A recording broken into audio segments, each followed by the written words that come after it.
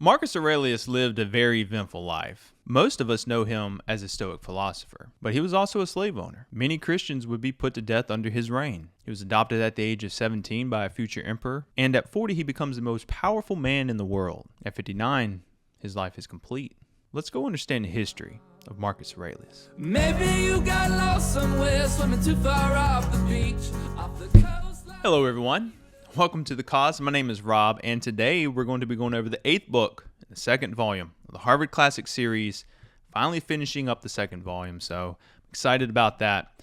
We're going to be diving into the history of Marcus Aurelius. So Marcus has left us a history that is lasted generations. He was born in Rome in 121 AD on the 26th of April. His father's name was Antoninus Verus, and he would actually die in 124 AD when Marcus was really young. So Marcus would have been about 3 years old at the time. His mother's name was Domitia, or Lucilla, and he would later be adopted by Antoninus Pius in what I think was more of a succession plan by Hadrian. Emperor Hadrian would adopt Antoninus Pius, who was around the age of 52 at the time of the adoption. And then after that, Hadrian would declare Antoninus Pius successor to the Roman Empire. And on the same day, Antoninus Pius would go on to adopt Marcus Aurelius, who was around the age of 17 at the time. Antoninus Pius would also adopt Cneius Commodus, and excuse me if I mess up any of these names, I'm trying my best here, which would become Marcus's adopted brother. Hadrian seems to have set this adoption process up on the same day to ensure who the next rulers were going to be in the empire after him. Marcus's real name at birth was Marcus Aurelius Verus, after his father. Marcus would later take the name, though, of Marcus Aurelius Aurelius Verus. The name Aurelius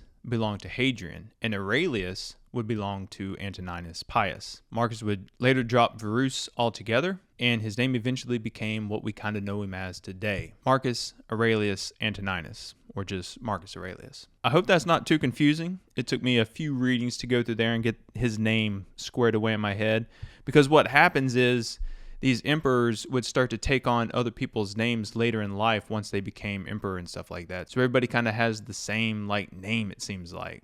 Kind of confusing. Marcus started off life very fortunate.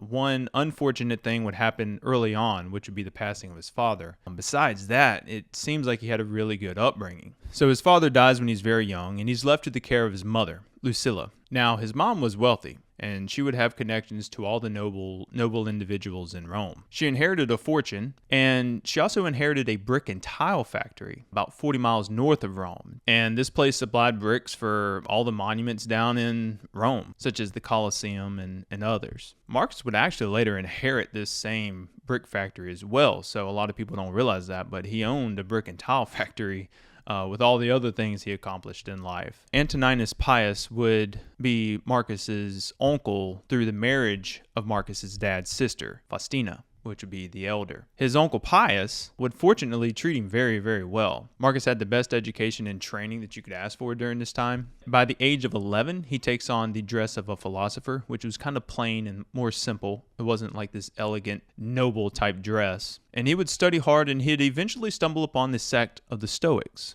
He studied law, which I feel, from our founding generations, pretty much anybody going in to govern an empire needs to study law. So he definitely studied law. And he speaks highly of all these teachers in Meditations and the people that kind of helped influence his life. You can tell they all had a major impact in his life growing up, from his mom to his adopted uncle to all of his teachers. You can tell he really valued education, and he valued the aspect of learning. Moving into Hadrian, Pius, and Marcus. Hadrian would die in July of 138, and Antoninus Pius would succeed him. After that, Marcus would marry Faustina the Younger, who was the daughter of Antoninus Pius and Faustina the Elder. That would make Faustina Marcus's cousin, so they kind of kept it tight in the family, you know what I mean? They would go on to have their first daughter in 147 AD, and afterwards, from Antoninus Pius, Marcus would receive the title of Caesar, and would start being associated with the ruling family, kind of, showing him the ropes and how everything kind of works around the empire. So it makes you wonder, did he marry Faustina out of love,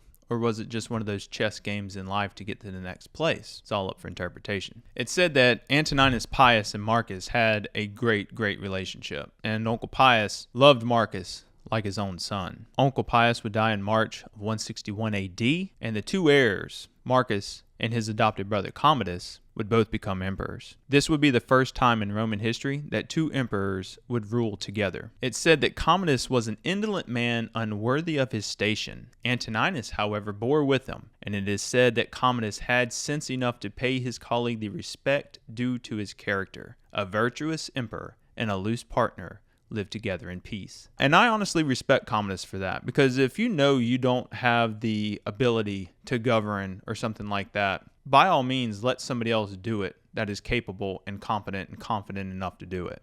I don't look down on Commodus for allowing that to happen. I think that's actually very noble in his case. Trouble would strike his reign in two blows during the first few years. One was the war with the Parthians, which they would actually win in 165 AD. The other was a plague that swept through Rome and would spread through Western Europe. A third issue would arise in the north. The barbarians above the Alps, the Germanic regions, would start to threaten the empire. Commodus would sadly die in 169 AD, leaving Marcus as the sole ruler. During the Germanic Wars, Marcus would actually live with the army along the Danube and the Carnuntum in what is modern-day Austria. He would reside up there for about 3 years until one of his generals out in the Middle East caught a little case of the Benedict Arnold and betrayed him. Avidius Cassius would declare himself Augustus, but he would shortly be assassinated by some of his other generals. Before knowing that he was assassinated, Marcus Aurelius would start making his way over to the Middle East. And on this trip, to get his house back in order, his wife dies at the foot of the Taurus Mountains, which is in Turkey. Now, this is not in the book by George Long here, but there are some rumors about Faustina, Marcus's wife, and Cassius that resemble some soap opera drama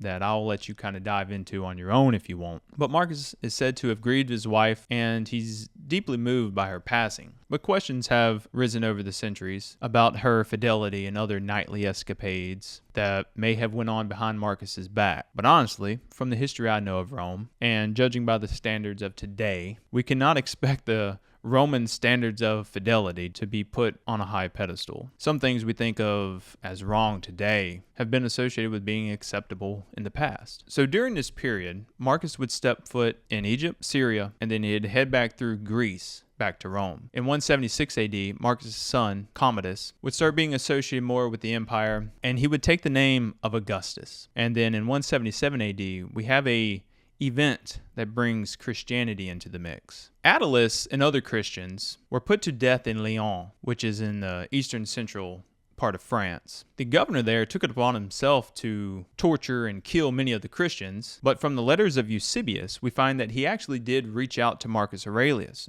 looking for some advice. What do I do with these people? And it said that the letter from the imperial rescript says that the Christians were to be punished, but if they denounced their faith, they could be set free. This doesn't seem to be executed very well, and the Roman Christians were all beheaded. The remainder would be fed to the wild beasts in the amphitheater. And a man named Sanctus, as the letter says, was burnt with plates of hot iron till his body was one sore and had lost all human form. But on being put on the rack, he recovered his former appearance under the torture, which was thus a cure instead of a punishment. He was afterwards torn by beasts and placed on an iron chair and roasted. He died at last. This was not a good time for the Christians. And I often wonder what makes humans become so divided that we can actually do things like this to one another. George Long, the author of these last two little excerpts in the volume 2, says that, "But the fact is certain that in the time of Marcus Antoninus, the heathen populations were in open hostility to the Christians, and that under Antoninus's rule, men were put to death because they were Christians." One thing we have to remember here is the Romans believed that the Christians were atheists because they did not believe in the gods of the state. They believed in Christianity's God. So you'll hear that they're being punished because they're atheists a lot of times if you're reading through some of these older books. And you have to just remember that the Romans thought of the Christians as basically atheists. And this is one of the most important concepts of history. We have the option at this point to cancel Marcus Aurelius and delete him from history, or we can go through and we can study the good things. And we can study the bad things, and we can learn from them both. At this point, the Germanic wars are still raging, and Marcus Aurelius again heads north, and in 179 AD, they win a huge battle. But during this period, Marcus Aurelius comes down with a sickness, and he would die in what is today Vienna. His death would come on the 17th of March, 180 AD. He would be 59 years old. For some reason, I always thought he was a little bit older, but I didn't realize he died that young. At this point, his body would be elevated to the status of a god in Rome. Statues, busts, and all kinds of things would be created in his honor, and probably one of the most famous that's still standing today is the Antonine Column,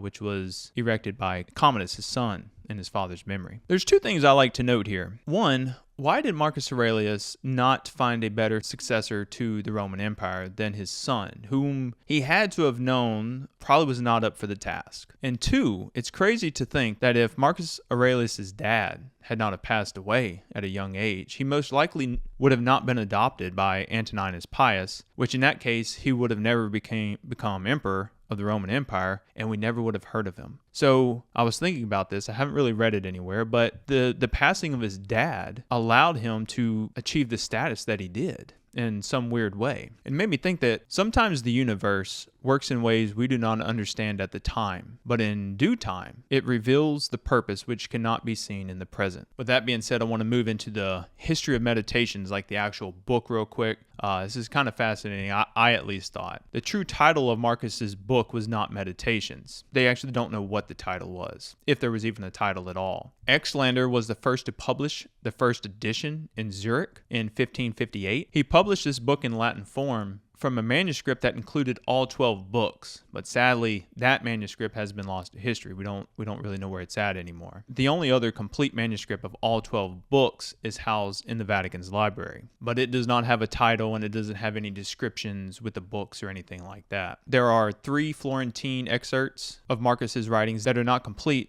but they agree with the full version that is housed in the Vatican. No one can really tell whether Marcus separated his meditations into different books as it is now. It could have been done by, whoever compiled these papers later down the road. And for some reason, I've always had this idea that there was just one book that Marcus Aurelius probably wrote in. But after kind of reading through the history of it, I think it's more just scattered papers. He would write wherever he was at, and I don't know if there was a single book that had everything in it. It could have been just papers that were compiled by people after his death into one single meditations type journal. No one really knows for sure. And to wrap it up, Marcus lived a life that is worth examining, and how he wanted to live life, I think, is what's most important. We all know kind of what we should be doing, but it's hard sometimes to take that action to actually do the correct thing. Marcus's life was not all rainbows and butterflies. It was smeared with hate from barbarians, corruption of generals, the death of family members, corrupt politics, and a son that would not live up to the standards of Marcus Aurelius. In a sense, his life is our lives. We will all experience different levels or degrees of everything he experienced. And there's also a philosophy section at the end of Volume 2 that goes into the philosophy of Marcus Aurelius. It cites different works and it's hard to read. It pulls a lot of stuff from Meditations and even Epictetus, so it's kind of repetitive on stuff we've already covered. It's a lot of cites, it's a lot of references, so I'm going to stay away from making a video on that one. It's only like 20 pages long. You can read through it pretty quickly if you want to. I don't think it would come out well in a video format, so I'm going to stay away from that one. I truly hope you enjoyed the history of Marcus Aurelius. Remarkable individual, and this is just the cliff notes of his life. You can dive down into any of these facets of it, and it goes so deep. If you find these videos enjoyable or helpful, please consider liking, commenting, subscribing, and sharing. Doing all that, it helps the algorithm, gets these videos pushed out there.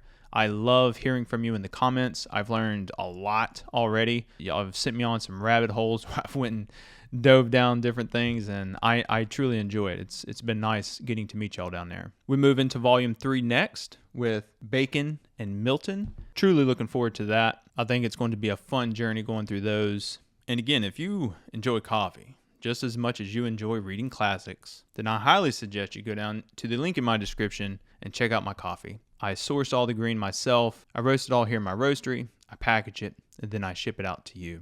The link to my website is in the description below. You can use code THECAUSE for 50% off your first order. And with that being said, I love you, and I hope you all stay blessed. Go drink some amazing coffee, read some amazing books, and I will see you next week. Love y'all. Thank y'all. I was making lots of noise, busking on the city streets. I came back from Brooklyn, but you didn't come back for me.